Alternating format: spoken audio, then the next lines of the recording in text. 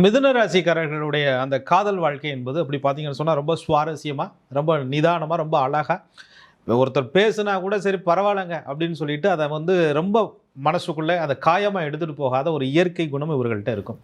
அதே போலவே கன்னி ராசிக்காரர்களும் பார்த்தீங்கன்னு சொன்னால் ஒரு விஷயத்தை பிளான் பண்ணுவாங்க. ஒருத்தர் வந்து பழகுறாங்க, பேசுகிறாங்க, வைக்கிறாங்க அப்படின்னு சொன்னால் ஏன், எதுக்கு, என்ன, ஏது அப்படின்ற ஒரு விஷயத்த தனக்குள்ளாகவே ஆலோசனை செய்யக்கூடிய அந்த மதிநுட்பங்கிறது கன்னிராசிக்காரர்கள்ட்ட இருக்கும். மிதுன ராசிக்காரர்கள் ஒரு காஃபி டீ சாப்பிடணும்னா உடனே சாப்பிடலாம், உடனே போட்டலாம் அப்படின்னு முடிவு எடுப்பாங்க. கன்னிராசிக்காரர்கள் என்ன பண்ணுவாங்க, சக்கரை எவ்வளவு, பால் எவ்வளவு, டீ தூள் எவ்வளோயா அப்படின்னு சொல்லி அந்த லிமிட் அப்படிங்கிறது இருக்குல்ல, அது கன்னி. ஆக மிதுன ராசிக்காரர்கள் யோசிக்கக்கூடிய விஷயத்தினுடைய அளவுகோலை நிர்ணயிக்கக்கூடிய ஒரு சக்தியாக கன்னிராசிக்காரர்கள் இருப்பாங்க. காதலில் கூட ரெண்டு பேரும் சேரும்போது கண்ணியத்தை கடைபிடிப்பாங்க.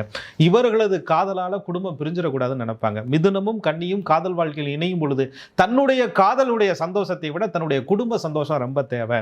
நம்ம ரெண்டு பேருடைய இணைவுனால நம்ம ரெண்டு பேருடைய குடும்பம் இணைய போகுது, அவங்க சந்தோஷமா இருக்கணும், அவங்க ஹாப்பியாக இருக்கணும், அவங்களுடைய சம்மதத்தோட நம்ம வந்து காதலே பண்ணணும், அதுக்கப்புறம் கல்யாணமும் பண்ணணும் அப்படின்னு மிதுனம் கன்னிராசிக்காரர்கள் நினைச்சுக்குவாங்க.